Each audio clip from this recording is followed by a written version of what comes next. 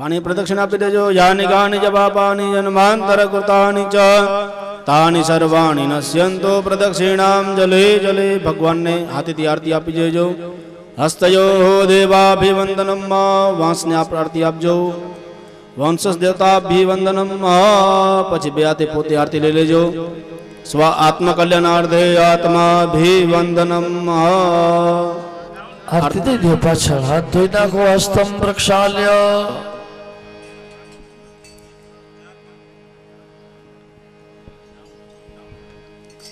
हाथ में फूल ने चोखा लई जाजो। बधा यजमानो हाथ में फूल अने चोखा ले लेजो। महामंत्र पुष्पांजलि। ओम जग्नेन जग्नमय झन्त देवा स्थानि धर्माणि प्रथमान्यासन्न तेहनाकं महिमानः सचन्द यत्र पूर्वे साध्याः सन्ति देवाः। चरणलनियुग्मं चन्दने चर्चयित्वा कनककुसुममाला कण्ठदेशेऽर्पयित्वा शिरसि विनिहितोऽयं मन्त्रपुष्पाञ्जलिस्ते हृदयकमलमध्ये देवहर्षं तनोस्तु। ॐ भूर्भुवस्सुवः वाङ्मय स्वरूपाय नमो नमः। मंत्र पुष्पांजलिं समर्पयामि। तमे भगवान कर्म की जाजो। तदपश्चात हाथ जोड़ीने देवता ने प्रार्थना करे जाजो। राधे राधे गोविंद श्री राधे राधे गोविंद। राधे राधे गोविंद राधे राधे गोविंद। श्री राधे गोविंद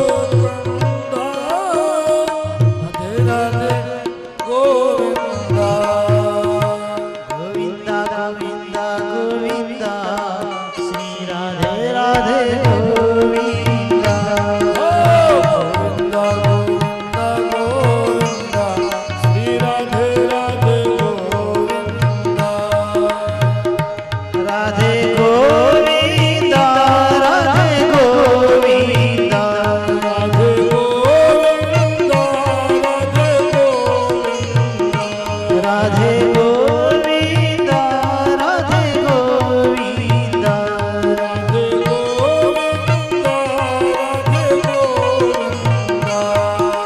गोविंदा गोविंदा गोविंदा श्री राधे राधे गोविंदा बोलो गोविंदा गोविंदा श्री राधे राधे गोविंदा राधे राधे गोविंदा श्री राधे राधे गोविंदा श्री राधे राधे गोविंदा श्री राधे राधे गोविंदा श्री राधे राधे बोलो वृंदावन बिहारी लाल की। તમારા વડીલોને પગે લાગવાનું પછી છૂટા સવારની પૂજામાં દેવ પિતૃને જેમ પગે લાગી એમ જે બધા હાજર વડીલો એને પૂજવાના હો પાછા લાગજો પગે લાગો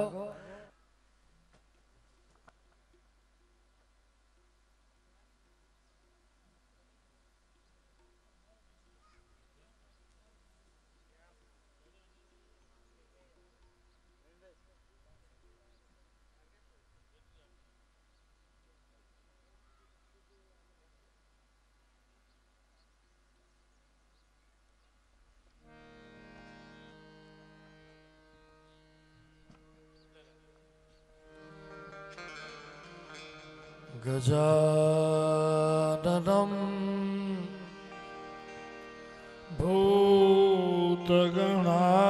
भूतगणाधिसेवितं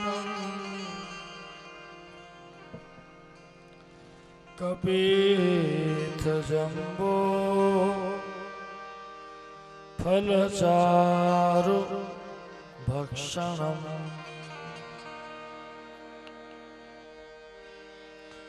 उमासुतं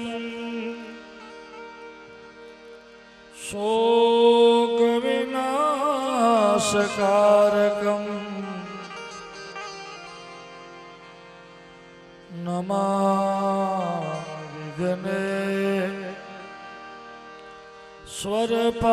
स्वरपाद पंकजम्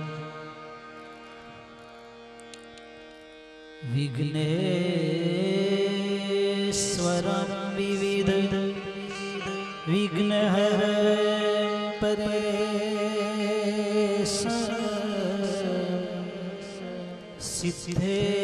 सिद्धेपति सकल सिद्धिप्रदं भावेश बुद्धे पति विमल बुद्धि प्रदम प्रियेश वंदे विभुं वरद वाणी प्रदम गणेश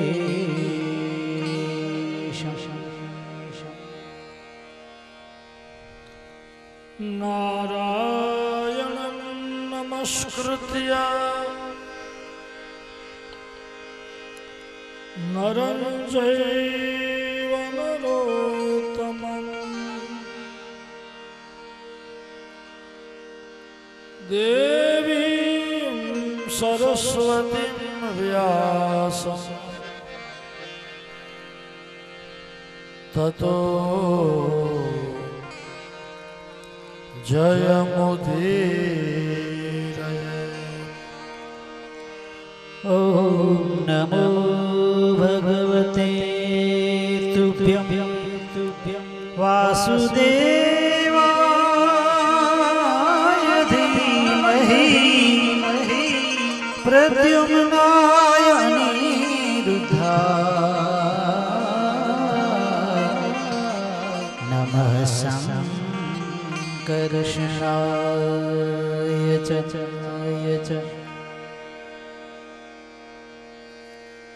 कृष्णं नारायणं वन्दे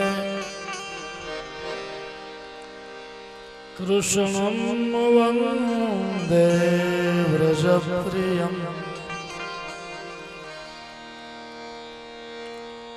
कृष्णं द्वैपायनं वन्दे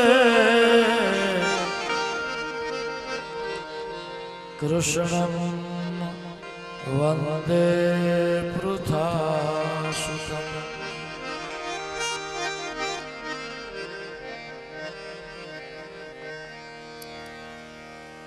ॐ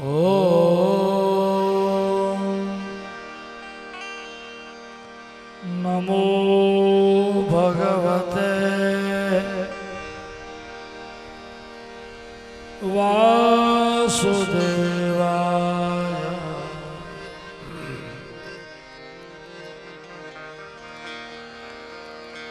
श्री कृष्णाय नमः।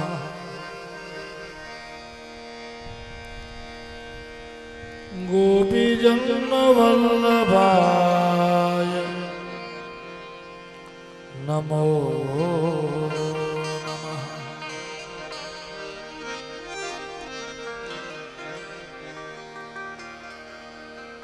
ॐ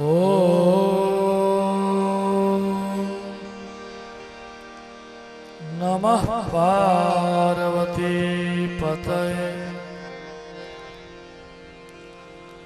हर हर महादेव।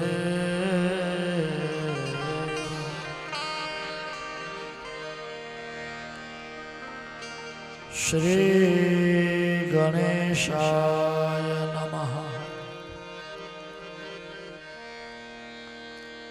श्री सरस्वत्यै नमः।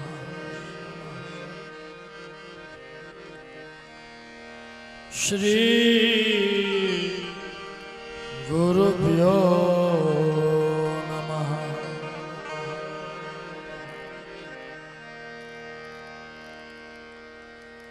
जन्माद्यस्य यतोऽन्वयादितरतः चारथे स्वभिघ्नस्वराट् तेने ब्रह्महृदाय आदिकवये मुह्यन्ति यत्सूरयः तेजो वारिमृदां यथा विनिमयो यतरस्त्रिशर्गो मृषा धाम्ना स्वेन सदा निरस्तकुहकम् सत्यं परं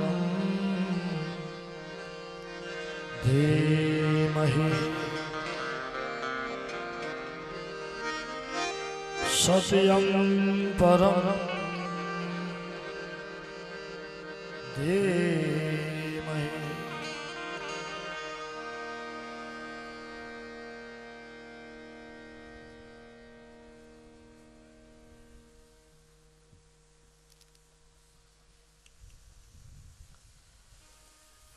एक निमिष मात्र पण एक क्षण मात्र पण ज्यां समय भगवानना स्मरण वगर नहीं जतो, ज्यां एक एक क्षण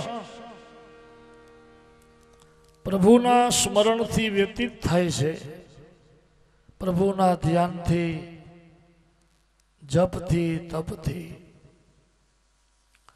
एवा पवित्र पुण्य क्षेत्र में नैमिषारण्य नामना क्षेत्र में 88,000 ऋषिओ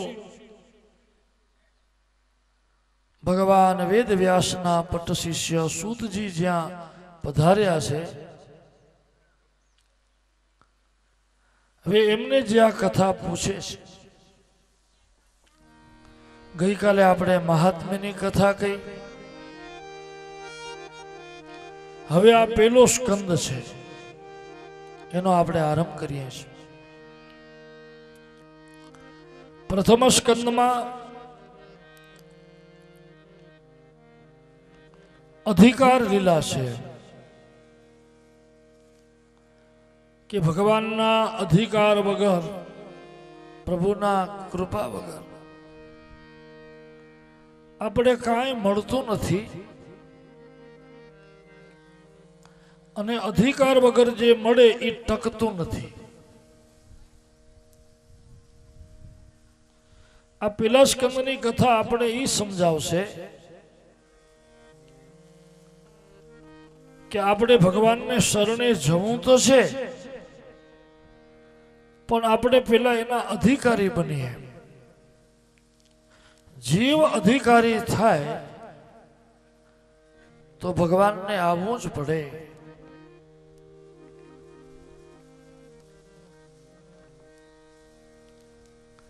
પેલા સ્કંદની જે કથા છે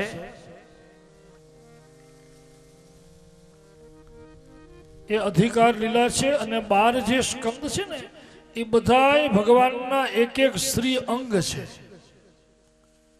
ભાગવતજીમાં સ્કંદ કેટલા? 12. એ 12 સ્કંદ ભગવાનનો એક એક અંગ છે. પેલું સ્કંદ ભગવાનનું જમણું ચરણ, બીજો સ્કંદ ભગવાનનું ડાબું ચરણ, ત્રીજો સ્કંદ ભગવાનનો જમણો હાથ, ચોથો સ્કંદ ડાબો હાથ, પાંચમો સ્કંદ જમણી ઉરુ, છઠ્ઠો સ્કંદ ડાબી ઉરુ, સાતમો સ્કંદ ભગવાનનો કીડે દીધેલો હાથ, આઠમો સ્કંદ જમણું સ્તન, નવમો સ્કંદ ડાબું સ્તન, 10મો સ્કંદ હૃદય, 11મો સ્કંદ મુખારવિંદ અને 12મો સ્કંદ ભગવાનનો ઊંચો થયેલો ડાબો હાથ. આ 12 જે સ્કંદ છે એ બધાય ભગવાનના એક એક શ્રી અંગ છે. તમે પેલા સ્કંદની કથા ભાવથી સાંભળો ને તો આપણે ભગવાન શ્રી હરિના જમણા ચરણની પૂજા કરવાનો, અર્ચના કરવાનો આપણે ફળ મળે, પુણ્ય પ્રાપ્ત થાય. માત્ર કથા આપણે સાંભળતા નથી, શ્રવણની સાથે સાથે આપણે ભગવાનની અર્ચના પણ કરીએ છીએ. પેલા સ્કંદમાં 3 શ્લોકમાં મંગલાચરણ છે. ભગવાનના મંગલમય સ્વરૂપનું ધ્યાન એ મંગલાચરણ. જે ભગવાન સત્યરૂપ છે, સતચિત અને આનંદ સ્વરૂપ છે, જે ભગવાન એનું મોટા મોટા બ્રહ્માદિ દેવતાઓ, વેદ વેતાઓ, શાસ્ત્ર વેતાઓ નિત્ય પોતાના હૃદયાકાશમાં જે પ્રભુનું ધ્યાન કરે છે, એ જ ભગવાન તેજ, જળ, પૃથ્વી, વાયુ, આકાશ, આ જ 5 તત્વથી ભગવાન એના વિનિમયથી આ સંસારનું સર્જન કરે, પાલન કરે, વિસર્જન કરે. જગતની ઉત્પત્તિ, સ્થિતિ અને લય એ કરનારા. એટલું જ નહીં, પાછા બધાયની અંદર સત્ય રૂપે એ પ્રકાશે પણ છે. સત્યમ પરમ ધીમહિ. એમને આપણે પ્રણામ કરીએ છીએ. બીજા પ્રણામ આપણે ભગવાન વેદ વ્યાસને કરી કે જે વ્યાસજીએ આ ભાગવતજીની રચના કરી.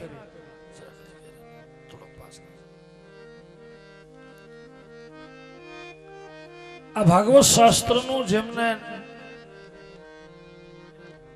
નિર્માણ કર્યું, જે ભાગવત શાસ્ત્ર આપણે ધર્મનું માર્ગદર્શન કરે છે. જીવન કેમ જીવવું અને મૃત્યુ કેમ પામવું,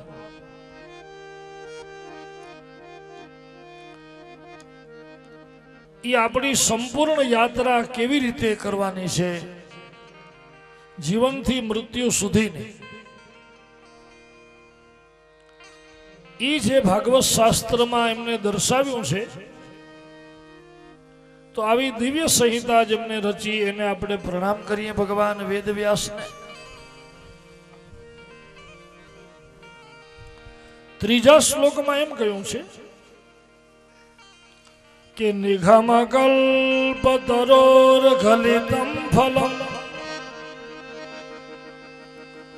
સુખમુખાદ અમૃત દ્રવ સંયુતમ પિબદ ભાગવતમ રસમાલયમ મુહુરહો રસિકા ભુવિ ભાવુકા.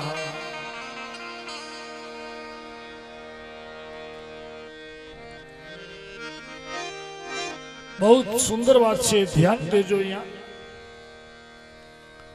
ભાગવત કથા કેટલી દિવ્ય છે. આ સામાન્ય કથા નથી, મોક્ષ ફળ છે. ભાગવત એટલે, ભાગવત શાસ્ત્ર એટલે આ પૃથ્વીનું મૃત્યુલોકનું મોક્ષ ફળ. વૃક્ષની અંદર જે ફળ લાગે ને, એ ઝાડની મધુરતા કેમાં હોય? ફળમાં હોય ને. કેરીનું ઝાડ હોય, આપણે એની ડાળી ચાવીએ, કેરીના આંબાની ડાળી, એનો સ્વાદ, પછી પાંદડાનો સ્વાદ, એ આપણે બહુ મધુર નહીં લાગશે, લાગે? પણ જે એમાં કેરી લાગે ને, એ કેરી જ્યારે પાકે પછી એનો સ્વાદ કેવો હોય? અતિ મધુર. તો આ ભાગવત રૂપી જે મોક્ષ ફળ છે ને, અહીંયા એમ બતાવ્યું છે વ્યાસ ભગવાને કે વેદ રૂપી વૃક્ષ, ઝાડવું કયું? તો કે વેદોમય. વેદ રૂપી વૃક્ષમાં આ મોક્ષ રૂપી ફળ લાગ્યું છે. ગલિતમ ફલમ, ખાલી લાગ્યું છે એમ નહીં, પાછું પાક્યું છે. અને ઝાડમાં જે ફળ પાકે ને, એની મધુરતા અલૌકિક હોય છે. એમાં અત્યારે તો બધા જે દવાથી પકાવે છે, હવે ક્યાં એ દવામાં પકાવેલું અને ક્યાં ઝાડમાં પાકેલું, એની મધુરતા અલૌકિક હોય. અને ઝાડમાં જે ફળ પાકે એ સૌથી પહેલું કોણ ચાખે? પોપટ, સુડા. ઝાડમાં જે ફળ પાકે એને ચાંચ પેલી ઈ મારે ને. કયું ફળ પાકું છે, કયું ફળ મધુર હશે, એની પંખીઓને જલ્દી ખબર પડી જાય.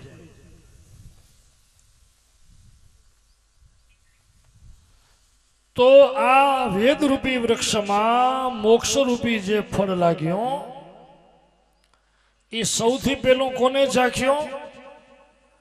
તો કે સુખદેવજી મહારાજે. બહુ ધ્યાન દેજો. પોપટ જ્યારે કોઈ પણ ફળ ખાય ને, પછી એનું પોતાનું પેટ ભરાઈ જાય, એટલે પછી જે વધે ને એને ચાંચ મારી અને એ નીચે નાખી દે. ઉપર લટકતો ન રાખે, નીચે નાખે. શું કામ? કે બીજા જીવ એનાથી તૃપ્ત થાય.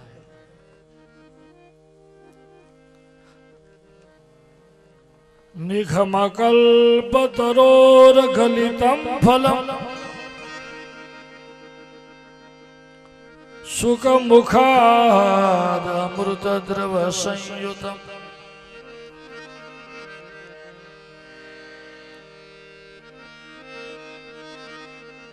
સુખદેવજી મહારાજના મુખમાંથી દ્રવિત થયું છે. એમના મુખ્યથી પૃથ્વી ઉપર આવ્યું. આપણે એક બીજી વાત ધ્યાનમાં લઈએ તો ઝાડમાં જે ફળ પાકે અને ઝાડ ઉપરથી પાકેલું ફળ જો આમ ધડામ દઈને પૃથ્વી ઉપર પડે તો એ ફળ તૂટી જાય કે નહીં? પછી ફળ કામ આવે? અહીંયા જે ઝાડ ઉપરથી ફળ આવ્યું ને એ સીધું ધડામ દઈને નથી આવ્યું. બહુ ધ્યાન દેજો. આદિ નારાયણ ભગવાનના મુખમાંથી આ ભાગવત રૂપી રસ, આ ફળ વેદ રૂપી વૃક્ષમાં આવ્યો. એમ લખ્યું છે ભાગવતમાં કે સૌથી પહેલું ભાગવત આદિ નારાયણ ભગવાને બ્રહ્માને કહ્યું, બ્રહ્માએ નારદને કહ્યું, નારદે વ્યાસને કહ્યું, વ્યાસે સુખદેવને કહ્યું, સુખદેવે પરીક્ષિતને કહ્યું અને ત્યારથી આ પૃથ્વી ઉપર આવ્યું.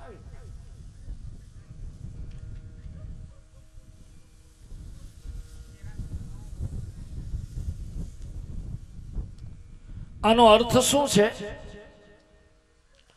કે ઝાડ ઉપરથી સીધું જો ફળ જમીન ઉપર પડે તો તૂટી જાય, ફૂટી જાય, પણ એવું નથી થયું.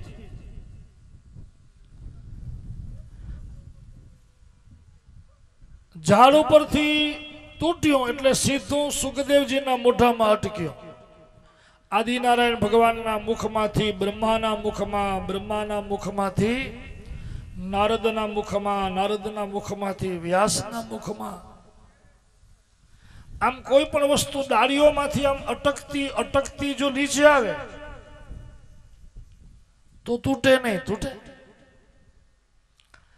આ મોક્ષરૂપી ફળ બધાયના મુખમાંથી અટકતો અટકતો આવ્યો છે. સુખદેવજી મહારાજે છેલ્લે એમને આ પૃથ્વી ઉપર પધરાવ્યો. બહુ દિવ્ય ફળ છે આ. પિબત ભાગવતમ રસમાલયમ મુહુરહો રસિકા ભુવિ ભાવુકા.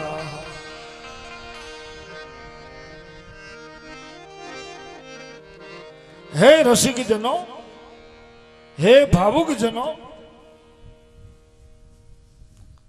રસિકા ભુવિ ભાવુકા.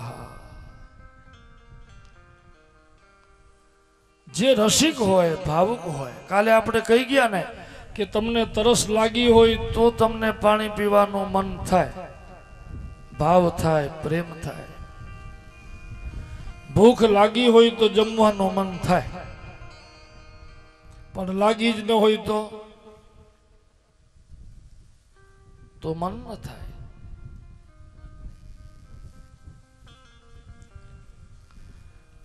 તો આ કથારૂપી જે અમૃત છે ને, તમે જોજો સૌથી એનો સ્વાદ, સારી રીતે સ્વાદ જેને અધ્યાત્મ ભૂખ લાગી હશે, જે રસિક જન હશે,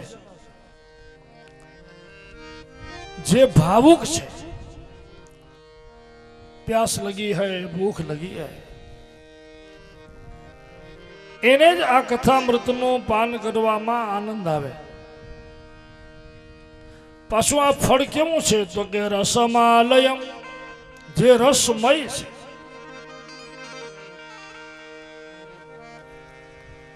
જેના અગ્રભાગથી કરીને અંત સુધી બીજા બધાય જે ફળ હોય ને એમાં કોઈમાં ગોટલા હોય, કોઈમાં છોતરા હોય, કોઈમાં બીજ હોય, બધું હોય, પણ ભાગવત રૂપી ફળ એક એવું ફળ છે કે એમાં કાંઈ છે જ નહીં. એમાં રસ સિવાય બીજું કાંઈ નથી. ભાગવતજીની અંદર કયો રસ ભર્યો છે? ધ્યાન દેજો, ભાગવતમાં એક જ રસ છે અને એ રસનું નામ છે ભક્તિ રસ. ભાગવતના અગ્રભાગથી કરીને અંત સુધી ભક્તિ રસ સિવાય બીજું કાંઈ છે જ નહીં. રસમાલય, રસમય ફળ છે આ. ભાગવતજીને રસમય એટલા માટે બતાવ્યું છે કે રસમય બતાવે ને એટલે બધા એનું પાન કરી શકે. કથા એવું નથી કે ગઢપણમાં જ કથા સંભળાય કે નિવૃત્ત થઈએ પછી કથા સંભળાય. કામ ધંધો ન કરી શકીએ, હે હાજકા હાલે નહીં, પછી માળા લેવી પડશે એમ સમજીને એમ થાય કે હમણાં શું કરું, પછી ગઢા થશું તો કરવી જ પડશે ને, એવું છે. કથાનું એવું નથી.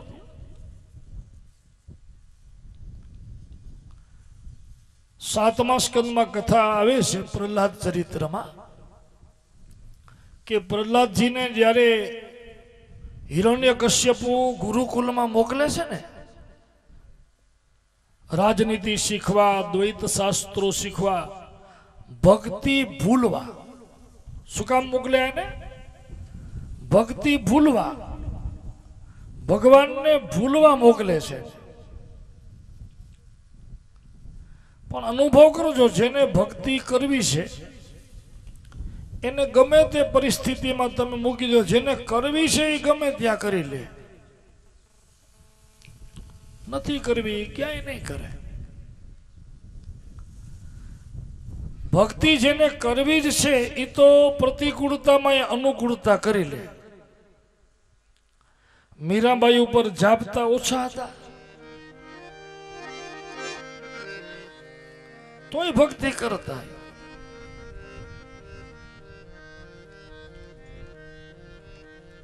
જંગલમાં ભક્તિ કરનારા છે અને મોટા મોટા શહેરોમાં તમે જાઓ ને ઉમાં મિનિટ પ્રમાણે ટ્રેન પકડવાની હોય. જેની પાસે સમય ન હોય ને એ ઘરેથી 5 વાગ્યામાં 6 વાગ્યામાં નીકળે, પછી રેલમાં બેઠા બેઠા પાઠ કરતા હોય, માળા કરતા હોય. એમ કે ઘરે સમય નથી મળતો તો ગમે ત્યાં પોતાના કર્મસ્થાનમાં જઈને પોતાનું કર્મ પૂરું કરી લે. કરવી છે એ ગમે ત્યાં કરે. અને ઘણાને જોજો સમય હોય મજાના એ લીમડે ઓટલે લાંબા થઈને સૂતા હોય. આખો દિવસ સમય હોય પણ હરામ જો કઈ હાથમાં માળા ઉપાડે તો. જેને સાવ અનુકૂળતા છે પણ જો ન કરવો હોય તો કરે. પ્રહલાદજીને મૂક્યા ભક્તિ ભૂલવા, હરિ ભજવાનું મૂકવા. પણ પ્રહલાદજીએ તો ઉવા જઈને બધાને ઉવા શરૂ કરાવી દીધા. પ્રહલાદજીએ બાળકોને શું કહ્યું છે ખબર છે? દૈત્ય બાળકોને કે હે મિત્રો, જે ભગવાન આપણી માતાના ઉદરમાં રક્ષા કરે, જે ભગવાને આપણે મનુષ્ય દેહ આપ્યો, આવું દિવ્ય શરીર, વિચાર કરો કે આ મનુષ્ય શરીર મળ્યું છે તો આપણે મંદિરે જઈ શકીએ છીએ, દર્શન કરી શકીએ છીએ, કથા સાંભળી શકીએ છીએ, કીર્તન ભજન કરી શકીએ છીએ. મનુષ્ય છીએ તો આ માનવ દેવ સિવાય બીજો કોઈ શરીર મળ્યું હોત તો ભગવાનનું ભજન થાય?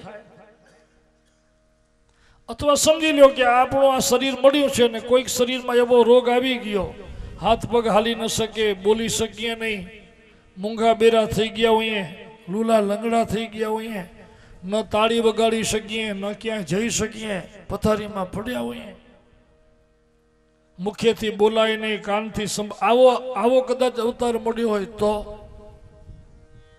આમ હાથ પગ વાંકા થઈ ગયા હોય.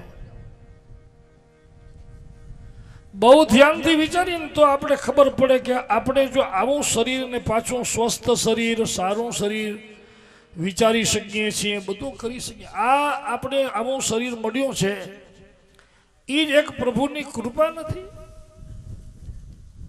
તો જે ભગવાન આપણે આવો મનુષ્ય દેહ આપ્યો છે, પ્રહલાદજી દૈત્ય બાળકોને એમ કહે છે કે મિત્રો, જે ભગવાન આપણે પવન, પાણી, પ્રકાશ આપે, 10-10 વાગે ઉઠે ને એને સૂર્યનારાયણ એ જ પ્રકાશ દે, અને સવારના 5 વાગ્યામાં ઉઠીને સૂર્યને અર્ઘ દે, પૂજા કરે, એને ભગવાન એટલું જ દે છે ને. તમે જોઈ જાઓ, ભક્તિ કરે છે એને ભગવાન બધું દે છે, જે નથી કરતા એ ખાઈ પીને મોજ કરે એને ભગવાન દે તો બધું છે. ભગવાનમાં મનમાં ભેદ નથી. તો જે ભગવાન આટલું બધું આપણે આપે છે, હે મિત્રો, પ્રહલાદજી કહે છે કે હું તો એમ માનું છું કે અત્યારથી જ, બાળપણથી જ તમે ભગવાનનું ભજન શરૂ કરી દો. હમણાંથી જ ભજવાનું શરૂ કરો. પછી કાંઈ નક્કી નથી કે યુવાની આવશે કે ગઢપણ આવશે કે નહીં આવે. આપણે ખબર છે કે આપણે કેટલું જીવશું. હમણાંથી જ ભજો, અત્યારથી જ ભજો, બાળપણથી જ ભજો. આ શ્લોકમાં એ ભાગવતજીને રસમય એટલા માટે કહ્યું છે. પીબત ભાગવતમ રસમાલયમ. પાછું જો અહીંયા પીબત શબ્દ લખ્યો છે. રસને કોઈ દી પીવાય નહીં, ફળને કોઈ દી પીવાય નહીં. આપણે એનો રસ કાઢીને પછી પીએ તો પીવાય, પણ નહીતર જો કેરીને આપણે ચૂસીએ, સીધી જો ખાવી હોય તો ચૂસાય, દબાવીને ચૂસવી પડે. સફરજનને આપણે ખાવું પડે, પપૈયાને ખાવું પડે. પણ અહીંયા પીબત શબ્દ લખ્યો છે, કારણ કે ભાગવત રૂપી જે ફળ છે ને એ રસમય ફળ છે. અને રસનું પાન તો બધી અવસ્થામાં થાય. સાવ નાનું બાળક હોય, એકે દાંત ફૂટ્યા ન હોય, એને તમારે પોષણ આપવું હોય તો શું આપવું પડે? બધું રસવાળું કરીને આપવું પડે, પ્રવાહી કરીને દેવું પડે. પ્રવાહી બાળક એ પી શકે. દાંત આવી ગયા પછી તો કોઈ ચિંતા હોય જ નહીં. અને મોઢામાં પછી જ્યારે મોટા થાય ને એકે દાંત ન રહે, પછી પણ આપણે શું ભાવે? પોચું પોચું હોય, લીસું લીસું હોય, પ્રવાહી હોય. પછી જોજો એવું આપણે લઈએ. ગઢપણમાં પીવાનું હોય તો ચિંતા ન હોય. આ ભાગવતને રસમય એટલે કહ્યું છે કે તમે નાનપણમાં પીવો, યુવાનીમાં પીવો, વૃદ્ધાવસ્થામાં પીવો, એકે દાંત ન હોય તો પીવો. મોહો રહો રસિકા ભુવે ભાવ. કારણ ભાગવત ભક્તિ રસથી પૂર્ણ છે.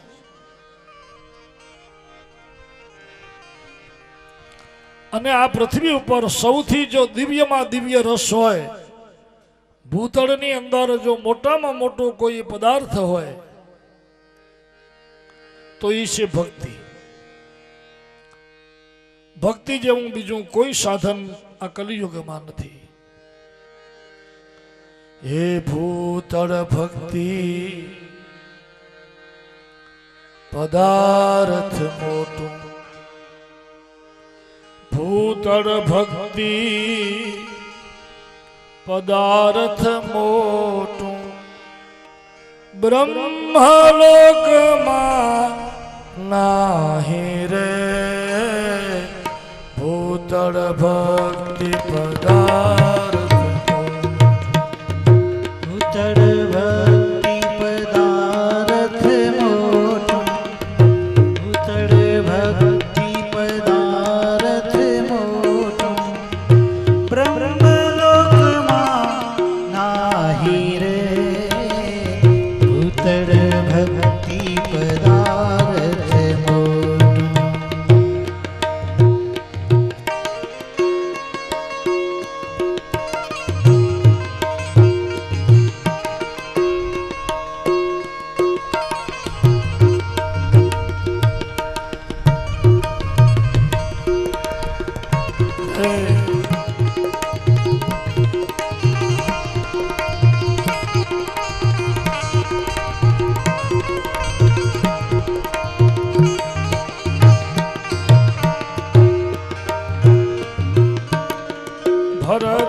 खंड भूतल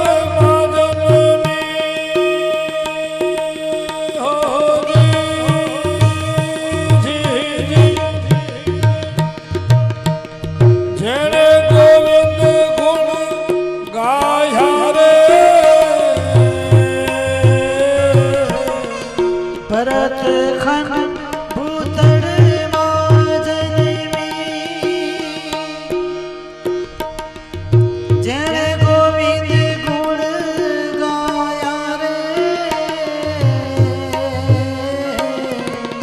धन धन एना मात पिता ने धन धन एना मात पिता ने सफल करी जेने काया रे भूतल भक्ति पदार्थ भूतल भक्ति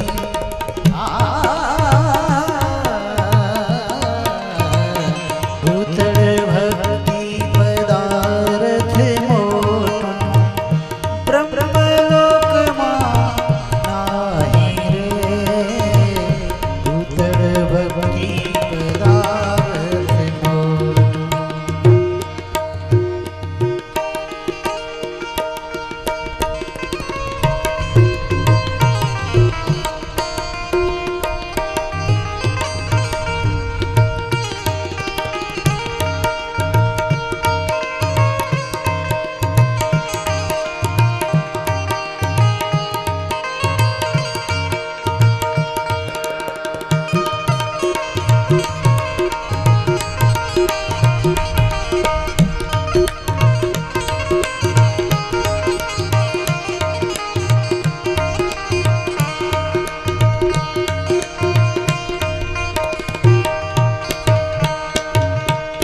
हरि ना जन को मुक्ति न मागे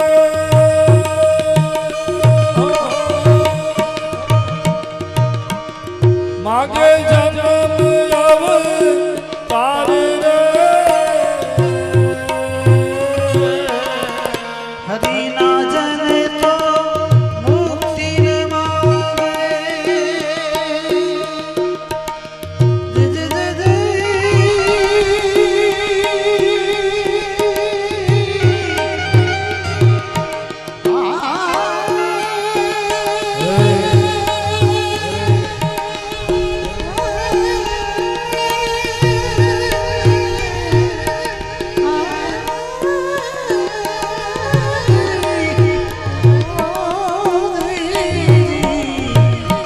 ये मुक्ति न मांगे मांगे रे धन तार रे नित सेवा नित कीर्तन उत्सव नित सेवा नित उत्सव कीर्तन निरखवानंद कुमार रे भूतल भक्ति पदार्थ भूतल भक्ति पदार्थ ब्रह्मलोक नाही रे भक्ति पदार्थ ब्रह्मलोक नाही रे भूतल भक्ति पदार्थ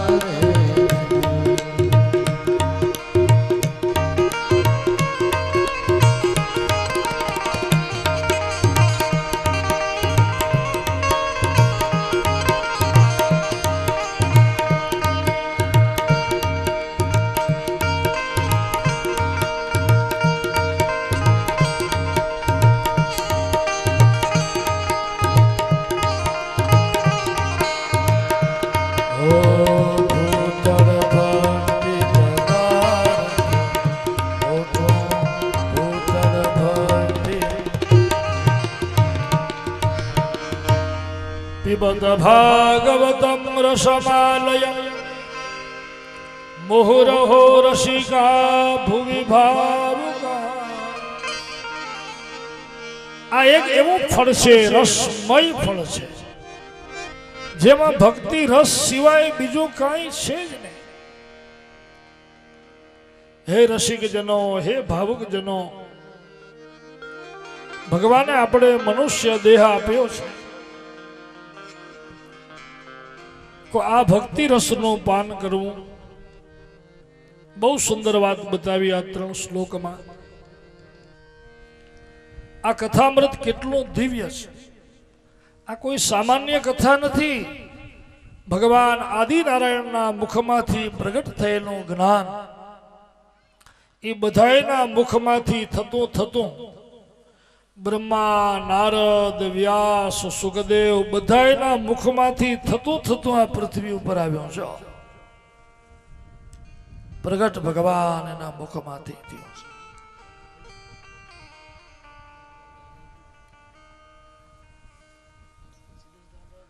ઋષિઓએ 6 પ્રશ્નો કર્યા નૈમિષારણ્યમાં ભગવાન વેદ વ્યાસના પટ્ટ શિષ્યને કે મહારાજ તમે કથાઓ તો અમને ઘણી સંભળાવી, પણ હવે એવી કથા કહો કે જેનાથી ઇન્દ્રિયોને તો આનંદ આવે પણ સાથે સાથે આત્માને આનંદ આવે. કારણ કે કથા માત્ર ઇન્દ્રિયોના સુખ માટે નથી, શરીર માટે નથી, આત્માનંદ માટે છે, બે માટે છે. તો જેનાથી આત્માય પ્રસન્ન થાય, હવે અમને એવી કથા કયો. બીજો પ્રશ્ન એ કર્યો કે ભગવાનના નામનો મહિમા કયો અમને, ભગવાનના નામનો મહિમા શું છે. ત્રીજો પ્રશ્ન કર્યો કે સૂતજી પૃથ્વી ઉપર ભગવાનના અવતાર કેટલા થયા અને એ અવતારમાં ભગવાને કાર્યો શું કર્યા, લીલા શું કરી. ચોથો પ્રશ્ન કે કૃષ્ણ અને બલરામજીનો અવતાર દ્વાપર યુગમાં વસુદેવ દેવકીથી થયો, તો એ કૃષ્ણ અને બલરામજીના અવતારનું કારણ શું. પછી કૃષ્ણ બલરામજીએ જે લીલા કરી છે એ લીલા અમને સાંભળવી છે. પાંચમો પ્રશ્ન. છઠ્ઠો પ્રશ્ન એ કર્યો કે ભગવાન શ્રી કૃષ્ણ સ્વધામ ગયા પછી ધર્મ કોના શરણે ગયો.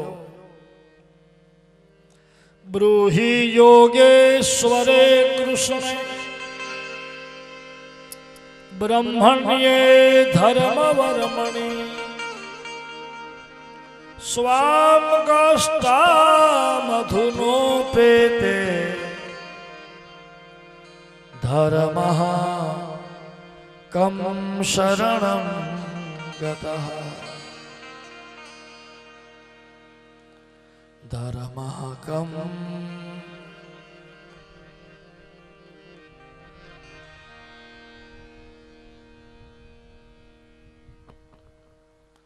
ધર્મ કમ શરણમ ગતઃ. 6 પ્રશ્નો કર્યા છે. હંમેશા પ્રશ્ન હોય ત્યાં ઉત્તર હોય. હવે જો આ પરીક્ષા થાય છે, પરીક્ષામાં જે આપે એ શું આપે, એને આપણે શું કહીએ, પ્રશ્ન પેપર. પ્રશ્ન પેપર દે તો તમે જવાબ લખો, પ્રશ્ન હોય ત્યાં ઉત્તર હોય. અહીંયા ભાગવતમાં એ સૌથી પહેલા ઋષિઓએ 6 પ્રશ્ન કર્યા છે અને એ પ્રશ્નના ઉત્તરમાં વ્યાસ ભગવાને આ કથા કહી છે કે પ્રશ્ન તમારા 6 છે પણ 6 પ્રશ્નનો ઉત્તર એક જ. 6 પ્રશ્નો.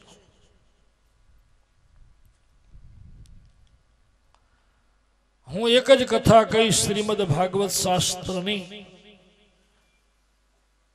એમાં તમારા બધાય પ્રશ્નો, તમારો જે પહેલો પ્રશ્ન છે કે અમને એવી કથા કયો કે જેનાથી કાનને આનંદ આવે અને આત્માને આનંદ આવે. તો ભાગવત કથા જે હું કહીશ ને એ આત્મજ્ઞાનની જ કથા છે, આત્મદર્શનની કથા છે.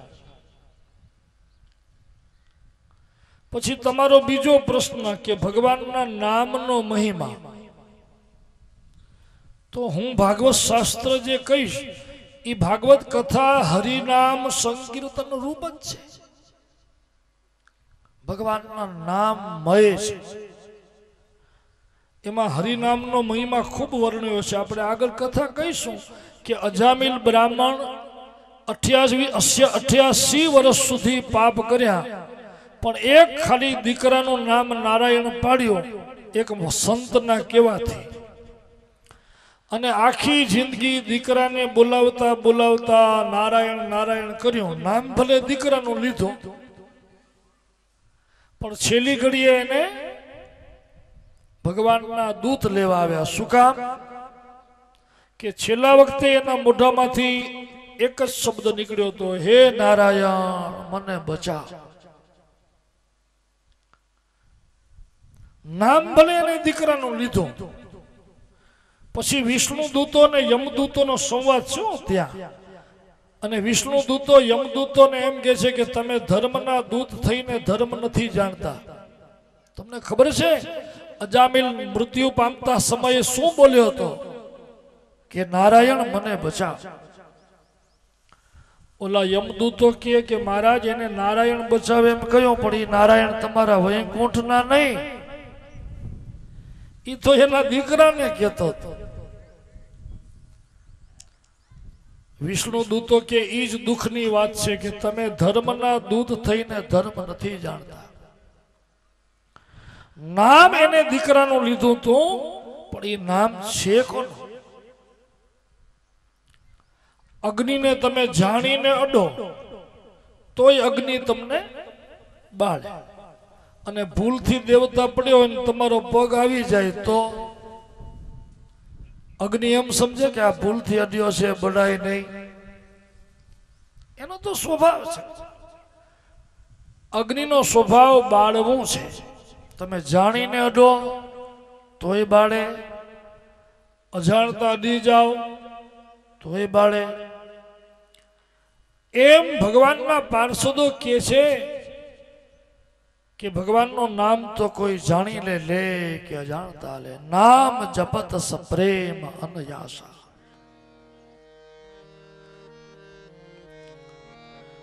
નામ જપત પ્રેમ અનયાસા.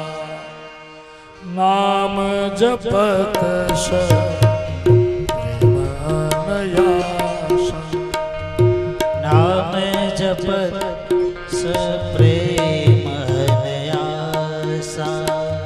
ભક્ત હોઈ મુદ મંગલવાસા.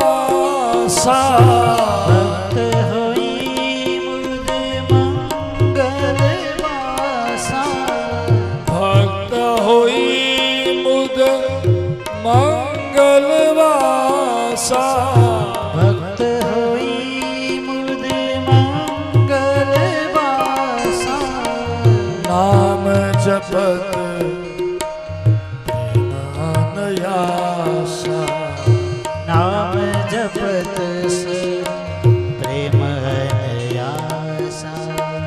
નામ જપત પ્રભુ કિન્હા પ્રસાદુ. નામ જપત પ્રભુ કિન્હ પ્રસાદ. ભક્ત શિરોમણિ મેં પ્રહલાદુ. ભક્ત શિરોમણિ મેં પ્રહલાદુ. ભક્ત શિરોમણિ મેં પ્રહલાદુ. ભક્ત શિરોમણિ મેં પ્રહલાદુ. નામ જપત પ્રેમ અનયાસા.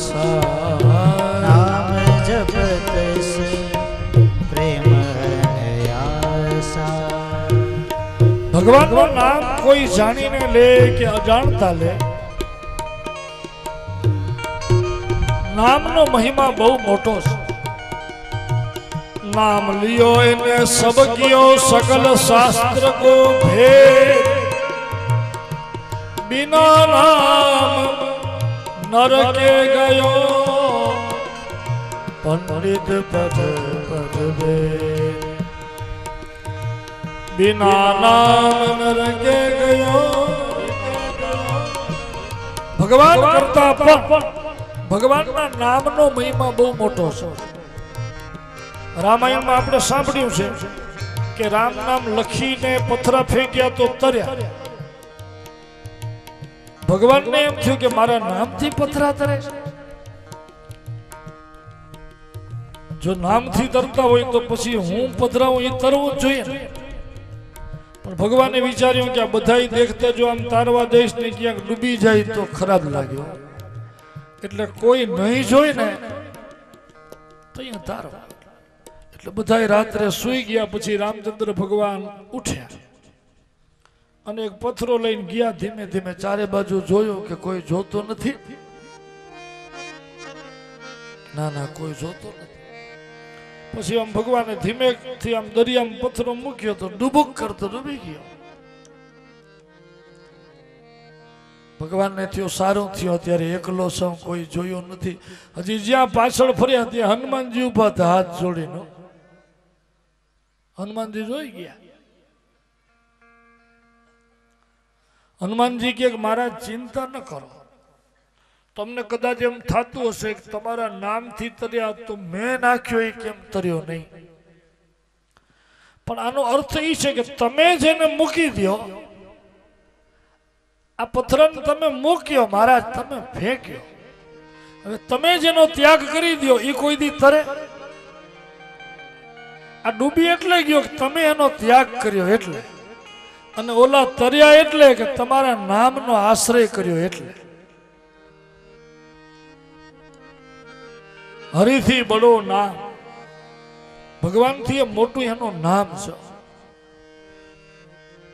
નામનો મહિમા બહુ મોટો છે.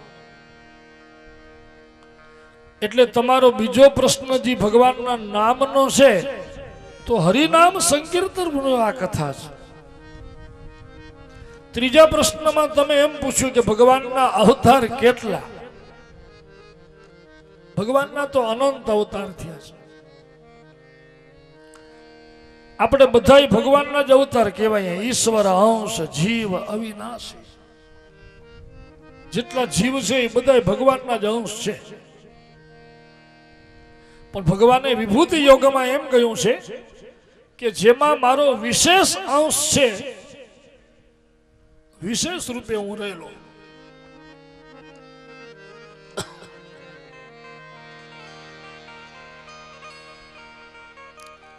એ મારી વિભૂતિ કહેવાય. પછી ભગવાન કાર્ય કરવા માટે અવતાર લે, લીલા કરવા માટે અવતાર લે. અવતાર શબ્દનો અર્થ શું કે ભગવાન નિજ લોકમાંથી પૃથ્વી ઉપર અવતરણ કરે. અવતરણ કરવું એનું નામ અવતાર. અવતરિત થાય એને અવતાર કહેવાય. ભગવાન અવતરિત થયા. 24 અવતરણ ભગવાને લીધા છે. મત્સ્ય, કૂર્મ, વરાહ, નરસિંહ, વામન, પરશુરામ, રામ, કૃષ્ણ, બુદ્ધ, કલ્કી, અનેક અવતાર થયા છે ભગવાન. ભગવાને બ્રાહ્મણ અવતાર લીધા, વૈશ્ય અવતાર લીધા, ક્ષત્રિય અવતાર લીધા. 24 અવતાર છે બધા. આપણે બધા અવતારોની કથા ભાગવતજીમાં વર્ણવશું. અને ચોથા પ્રશ્નમાં તમે કૃષ્ણ બલરામજીનો અવતાર વિશે પૂછ્યું કે એમનો અવતારનું કારણ શું, તો કે ભૂમિનો ભાર બહુ વધી ગયો એટલે. પછી તમે કૃષ્ણ કથા પૂછી વિસ્તારથી. તો ભાગવત શાસ્ત્ર જે હું કહીશ ને તમને, એમાં કૃષ્ણ કથા જ વિશેષ છે. આ ગ્રંથ જ કૃષ્ણમય છે. ભગવાન શ્રી કૃષ્ણ સ્વધામ ગયા પછી ધર્મ અને તેજ કેમાં પધરાવ્યો? તો કે શ્રીમદ ભાગવતમ, ભાગવતમાં. ભગવાને આ દેહ છોડ્યો ને પછી પોતાનું તેજ છે એ શ્રીમદ ભાગવતમાં પધરાવ્યું છે. સ્વધામ જવાથી પહેલા ભાગવત કૃષ્ણ ભગવાને કોને કહ્યું? ઉદ્ધવજીને કહ્યું. આ કોઈ સામાન્ય કથા નથી, સાક્ષાત ભગવાન શ્રી કૃષ્ણના મુખની વાણી છે. એટલે તો ભાગવત શાસ્ત્રને કોઈ સામાન્ય પાના પુસ્તક નથી કહેવાતા. આપણે એને માથા ઉપર એટલે પધરાવીએ છીએ. આ ભાગવતજીની પૂજા કરીએ, દર્શન કરીએ, આરતી એટલે કરીએ છીએ કે આ સાક્ષાત ભગવાનનું વાણીમય સ્વરૂપ છે, આ મૂર્તિ છે. તેને યંગમયમ મૂર્ત્યા પ્રત્યક્ષા વર્તતે હરે. ભગવાનનું પ્રત્યક્ષ સ્વરૂપ છે. દિવ્ય કથા છે ભાગવત. જે વ્યાસ ભગવાને આ કથા રચી પોતાના દીકરા સુખદેવને કહ્યું, સુખદેવે પરીક્ષિતને કહ્યું, તો તમે જે 6 પ્રશ્ન કર્યા છે ઋષિઓ, એને સૂતજી કહે છે. પ્રશ્ન 6 છે, પણ એ 6 પ્રશ્નના જવાબમાં ભગવાન વેદ વ્યાસની રચિત અને સુખદેવજીની કથિત ભાગવત હું તમને કહીશ. એમ જ્યાં કહ્યું કે વ્યાસજીનું રચિત અને સુખદેવજીનું કથિત ભાગવત કહીશ. એટલે વડી ઋષિઓએ પ્રશ્ન કર્યા કે મહારાજ, હવે અમને એ પણ એક વાત જાણવી છે કે વ્યાસ ભગવાને ભાગવત રચ્યો તો કયા યુગમાં રચ્યો? રચ્યા પછી એમને પોતાના દીકરા સુખદેવજીને શું કામ કહ્યું? દીકરાને શા માટે? સુખદેવજીએ તમે એમ કીધું કે પરીક્ષિતને કહ્યું, તો પરીક્ષિત કોણ?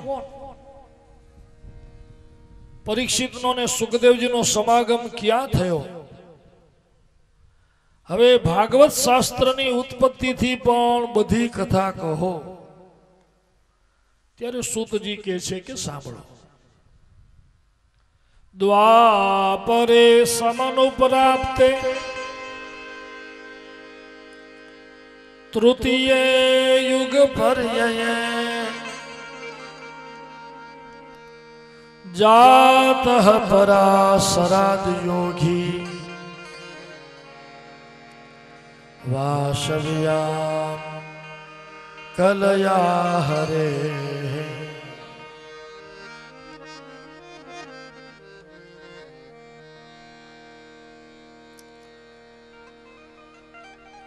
વ્યાસજી આ ભાગવત રચ્યો,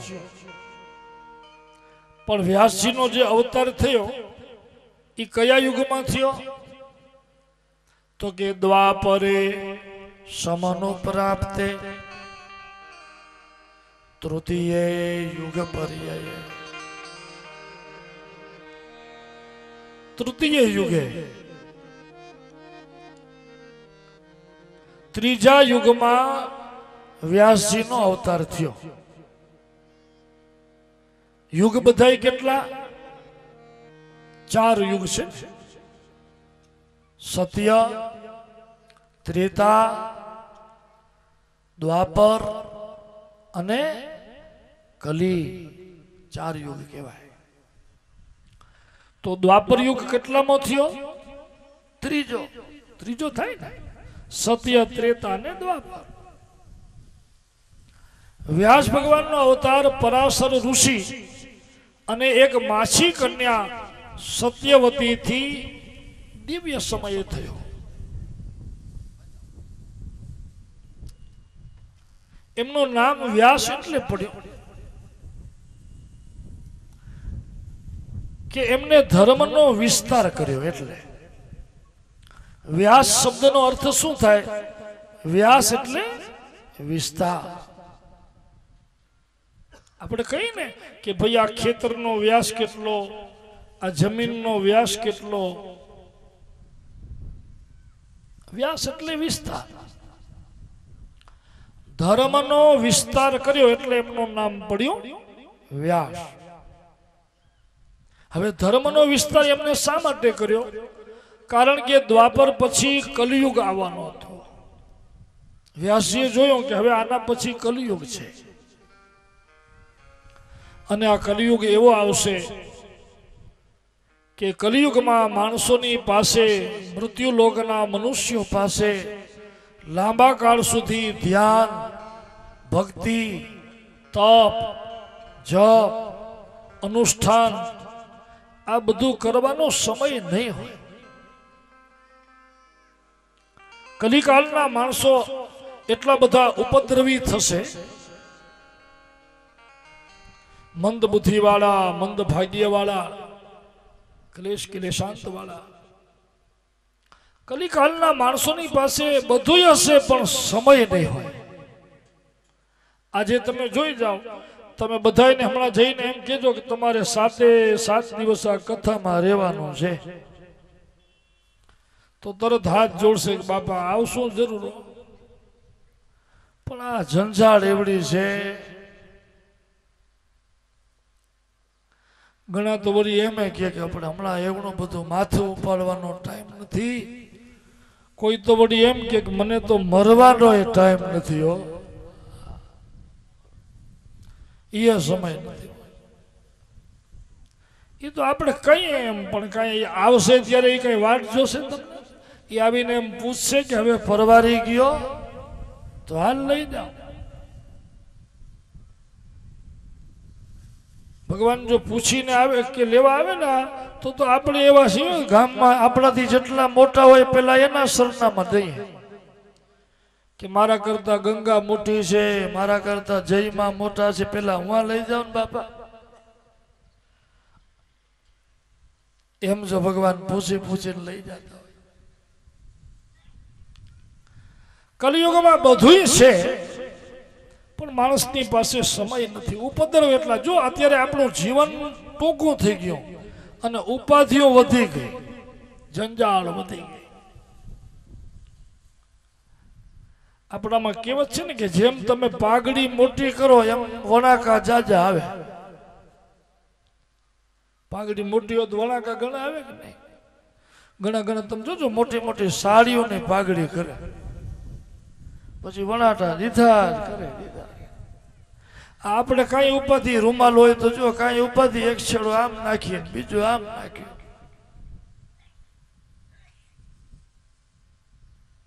જેટલી પાઘડી મોટી એટલા વણાકા વધુ.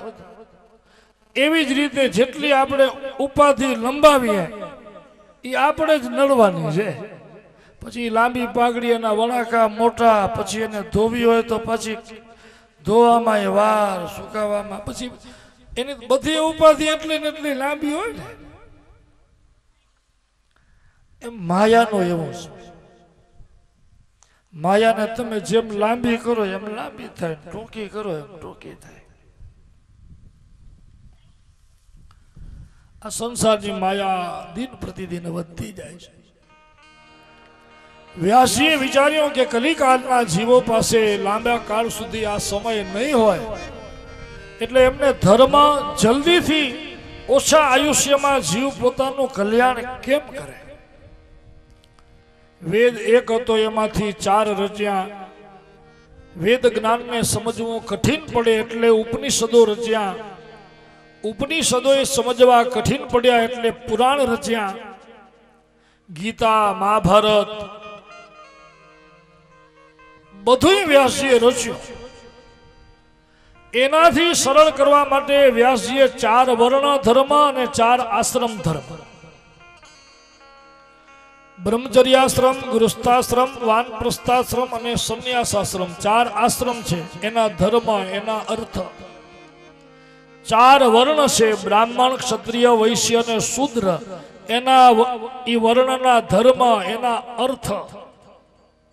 બધું વ્યાસજીએ રચ્યું કે દરેક વર્ણવાળા દરેક આશ્રમવાળા જલ્દી ભગવાનને કેમ મળે, ઓછા સમયમાં કલ્યાણ કેમ કરે, એના માટે વિચાર કરો વ્યાસજીએ કેટલી મહેનત કરી છે. બહુ રચ્યો, બહુ રચ્યો, પણ તોય વ્યાસજીને સંતોષ નથી, શાંતિ નથી. આટલો આટલો કર્યું પણ વ્યાસજીને થયું કે હજી આમાં કાંઈક અધુરાશ છે, કાંઈક અધુરાશ. બહુ ધ્યાન દેજો, કોઈ પણ કામ કર્યા પછી, કોઈ પણ કામ કર્યા પછી તમારો આત્મા જો પ્રસન્ન થાય ને, અંદરથી તમને આનંદ ન થાય, તો તમારે સમજી લેવાનું કે આ કામમાં કાંઈક અધુરાશ છે. બીજાને પૂછવાની જરૂર જ નથી. આપણે ઊંધું કરીએ છીએ, કોઈ પણ કામ કરીએ પછી વળી બીજાને પૂછીએ બરોબર થાય છે ને, કેમ રહ્યું, પૂછવાની જરૂર નથી. તમારો આત્મા તમને કહી દે પૂરું. ગાયને ચરો દો પછી કઈ પહોંચ લેવાની જરૂર છે ગાય કનેથી? તમે તમારે દઈ દીધો અને એ દિવસે તમે અનુભવ કરજો. કોઈ પણ સત્કાર્ય કરશો એટલે તમારો આત્મા એ દિવસે જે આત્માનો આનંદ તમને પ્રાપ્ત થશે એ એવો આનંદ હશે કે એને જીવનમાં કોઈ દી તમે ઘટતા નહીં જો. કારણ કે એ અધ્યાત્મ માર્ગનો આનંદ છે, એક સત્કર્મનો આનંદ છે. કોઈ પણ કામ કર્યા પછી આત્મા પ્રસન્ન થવો જોઈએ. વ્યાસજીએ તો આટલો બધો કર્યો તો એનો આત્મા પ્રસન્ન થયો. વ્યાસજીને થયું કે આ શું થયું, મને આ શાંતિ કેમ નથી? અને મનમાં જેને શાંતિ ન હોય ને એને ક્યાંય શાંતિ ન મળે. અશાંતસ્ય કુતઃ સુખમ. આપણે મનમાં શાંતિ ન હોય પછી તમે મંદિરે જાઓ કે હરિદ્વાર જાઓ, દ્વારિકા જાઓ, ક્યાંય શાંતિ નહીં મળે. મનમાં જો શાંતિ નથી પછી તમને ક્યાંય શાંતિ મળે? વનમાં, ઉપવનમાં. અને શાંતિ બારે નથી, શાંતિ ક્યાંય વનમાં નથી. હા એટલું ખરું કે બહારની શાંતિ પણ આ પાછા બે પ્રકાર છે, બાહ્ય શાંતિ અને અંતર શાંતિ. તમે વન ઉપવનમાં જાઓ તો બાહ્ય શાંતિ હોય, પણ અંદર જો શાંતિ ન હોય તો બાહ્ય શાંતિ ને અંતર શાંતિમાં ફરક શું છે? કે હમણાં બહુ ભયંકર ગરમી પડે અને તમે એર કન્ડિશનમાં જઈને બેસો તો ચામડા ઠંડા થાય કે નહીં? શરીર ઠંડુ થાય. એમાં શરીર ઠંડુ થાય પણ માય જે હયું સળગતું હોય એર કન્ડિશનમાં સુવાથી એને ઈ ટાઢું થશે. બાહ્ય શાંતિ મળશે પણ અંદર જે અશાંતિ હોય એને ઈ ટાઢું કરે નહીં કરી શકે. મનમાં જો શાંતિ ન હોય, વ્યાસજી નહીતર હિમાલયમાં રહીશું, સરસ્વતીને કિનારે. એમના આશ્રમનું નામ શું છે?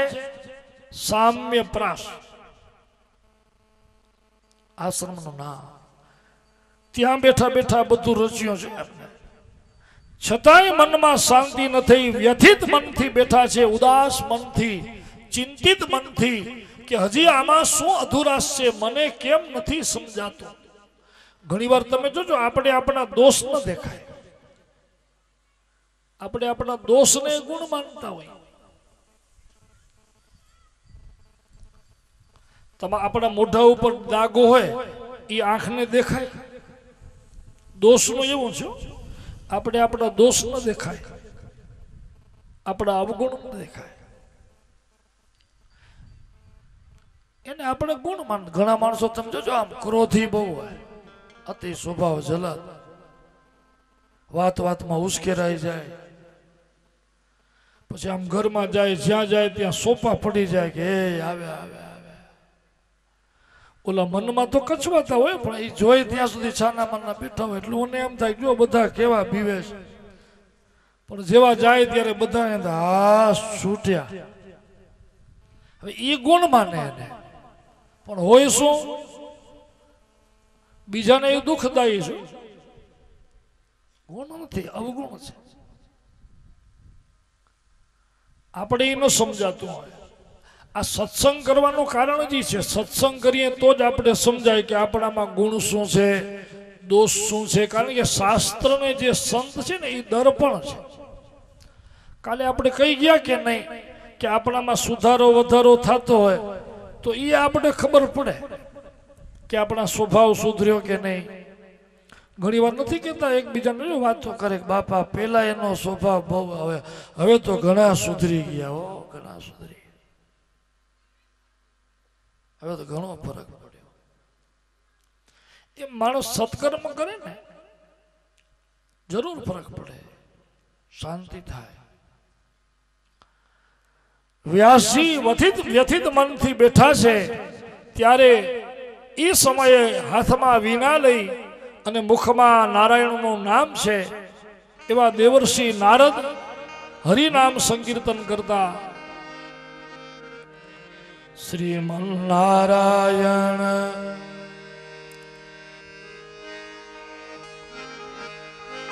શ્રીમન નારાયણ નારાયણ નારાયણ શ્રીમન બધાએ ધૂન કરજો, તાળી વગાડજો. શ્રીમન નારાયણ નારાયણ નારાયણ શ્રીમન નારાયણ નારાયણ નારાયણ ભજમન નારાયણ નારાયણ નારાયણ ભજમન નારાયણ નારાયણ હરિ ભજમન નારાયણ નારાયણ નારાયણ ભજમન નારાયણ નારાયણ નારાયણ શ્રીમન નારાયણ નારાયણ નારાયણ શ્રીમન નારાયણ નારાયણ નારાયણ દેવર્ષિ નારદ હાથમાં વીણા લઈ હરિનામનું સંકીર્તન કરતા કરતા આવે છે.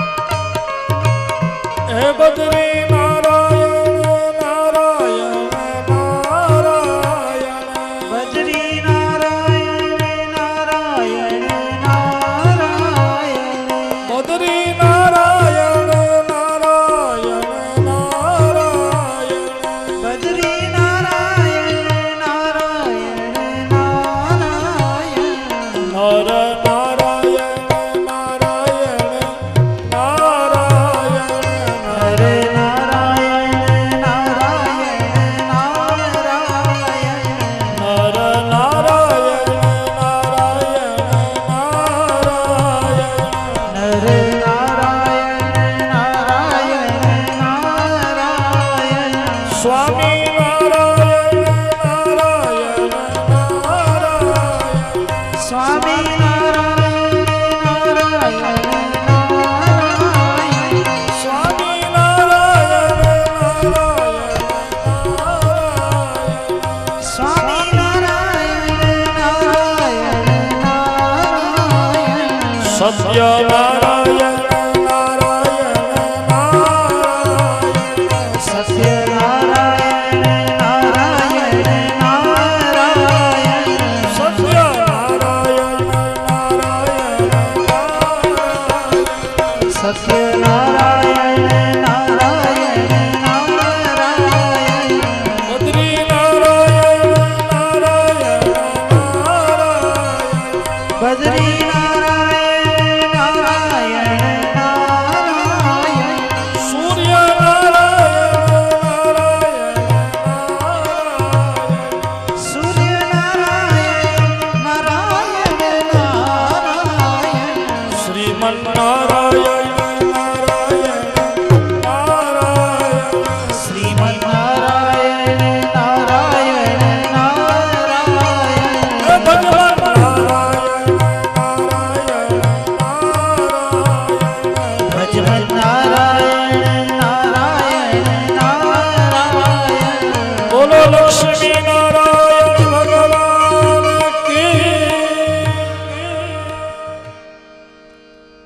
દેવર્ષિ નારદ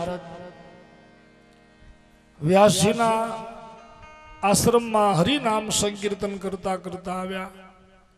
નારદજીને ચિંતામાં જોયા ને એટલે વ્યાસજીને જોઈને સમજી ગયા નારદજી કે તમે કાંઈક ચિંતામાં છો. આપણું મોઢું કહી દો, મુખ જોઈને ખબર પડી જાય કે આપણે આનંદમાં છે કે ચિંતામાં છે. આકૃતિ કહી દે. ઘણી વાર કોઈ મહેમાન આવે ને આપણે કાંઈક ચિંતામાં હોય ને મહેમાન આવે એટલે ખોટે ખોટે આપણે હસીએ ખરા, એ સામે જઈએ આવો આવો એમ કહીએ, બધું જીરાવાર એમ કરીએ ખરા, પણ થોડીક વાર થાય એટલે પાછું મોઢું જેવું હતું એવું થઈ જાય. કારણ કે કૃત્રિમતા બહુ ટકે નહીં. ચિંતા મુખ ઉપર આવી જાય. વ્યાસજીને થયું કાંઈક, વ્યાસજીને જોઈને નારદજીને થયું કે કાંઈક ગડબડ છે, કે કાંઈક ચિંતામાં છો વ્યાસજી તમે? તો કે હા મહારાજ. શું ચિંતા છે? વ્યાસજીએ કહ્યું નારદજી હવે કલિયુગ આવશે. કલિયુગના મૃત્યુલોકના જીવોના કલ્યાણ માટે મેં બધું કર્યું. વેદોના વિસ્તાર કર્યા, ઉપનિષદો રચ્યા, પુરાણો રચ્યા, ગીતા, મહાભારત, વર્ણ ધર્મ, આશ્રમ ધર્મો બધું મેં રચ્યું મહારાજ, કે જીવ જલ્દીથી થોડા સમયમાં ભગવાનને કર્મ બંધનમાંથી છૂટી અને જલ્દી ભગવાનના શરણે જાય. એટલા માટે મેં બધું કર્યું, પણ છતાં હજી મનમાં મને સંતોષ નથી થયો મહારાજ, શાંતિ નથી. એનું કારણ શું છે મને નથી સમજાતું, કે શું અધુરાશ છે, શું અપૂર્ણતા છે, તમે મને સમજાવો મહારાજ. નારદજી મંદ મંદ હસે કે પ્રભુ આ બધી તમારી માયા છે. હે વ્યાસજી, આ બધું તમે જે કર્યું રચ્યું જગત માટે કર્યું ને, જગત માટે, જગતના જીવો માટે, સંસાર માટે તમે કર્યું, પણ તમારા સ્વાંત સુખ માટે કઈ કર્યું? તમારા માટે શું કર્યું? બહુ ધ્યાન દેવા જેવી વાત છે. આપણે બીજા માટે જે કંઈ કરીએ એનું પુણ્ય મળે. કોઈ ભૂખ્યા માણસને તમે ભોજન કરાવો તો પુણ્ય મળે, પણ એને જમાડવાથી આપણે ભૂખ લાગી હોય એ શાંત થાય? નહીં થાય. જમાડવાનું પુણ્ય મળે, આનંદ મળે.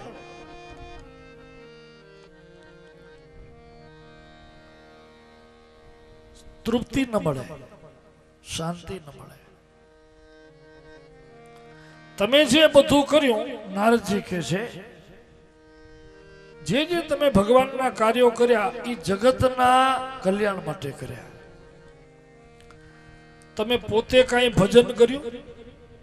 તમે પોતે સત્સંગ કર્યો? આ શાંતિ એટલે નથી કે સ્વયં તમે હરિગુણ ગાયા નથી, સત્સંગ કર્યો નથી.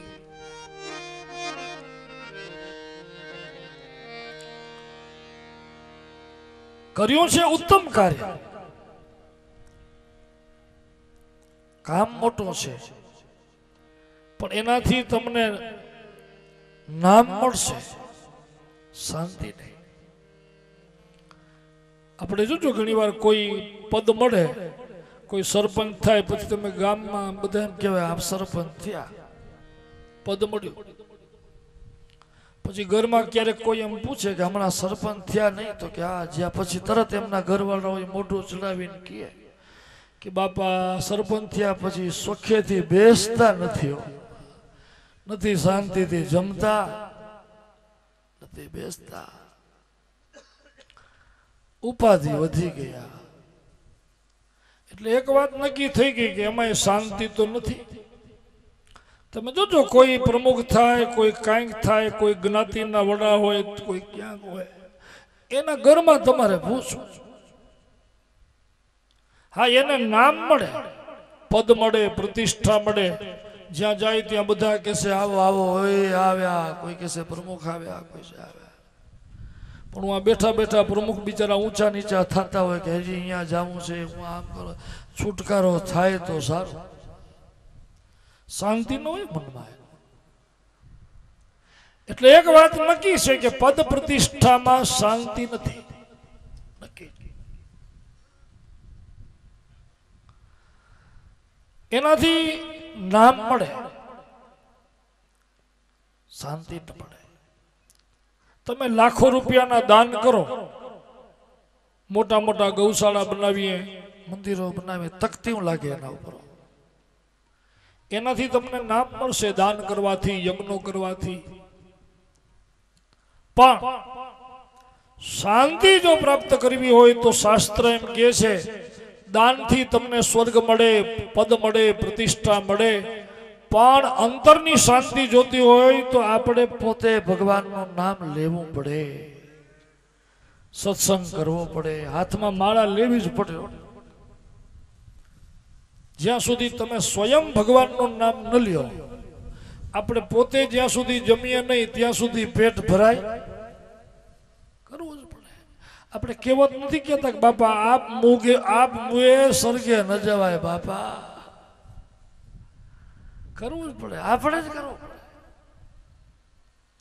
જ્યાં સુધી સ્વયં આપણે ભગવાનને ભજશું નહીં, હાથમાં માળા નહીં લઈએ, પ્રભુ ભજન નહીં કરીએ, ત્યાં સુધી શાંતિ નહીં મળે.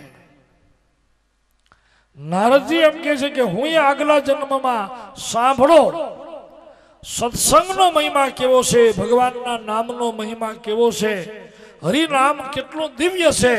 હું નારદજી કહે છે મારા ઉપરથી જ તમને એક કથા કહું. નારદજી પોતાનું જ જીવન ચરિત્ર કહે છે કે આગલા જન્મમાં હું એક વેદવાદી દાસીનો દીકરો હતો.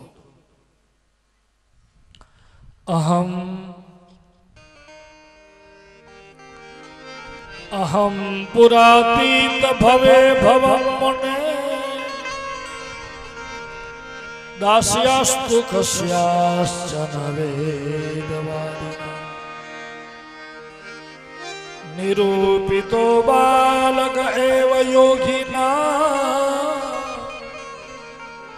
શુશ્રૂષણે પ્રાવૃષિ નિર્વિવિક્ષતા. નારદજી કહે છે કે આનાથી આગલા જન્મમાં હું એક દાસીનો દીકરો હતો. મારી માનું નામ હતું વેદવાદી. મારા પિતા મારા જન્મના થોડા મહિનામાં જ દેવત થઈ ગયા. ઘરની સ્થિતિ બહુ નબળી, કોઈ હાથ પકડનારું નહીં, કોઈ મદદ કરનારું નહીં કોઈ એવી વ્યવસ્થા કે અમારા જીવનનો નિર્વાહ ચાલે. પણ મારી માં એટલા માટે જ જીવતી હતી કે હું જેનો દીકરો હતો ને એને એમ હતું કે આ મારો દીકરો કાલે મોટો થઈ જશે, મને સુખી કરશે. એક જ મારા દીકરાના આધારે મારી માં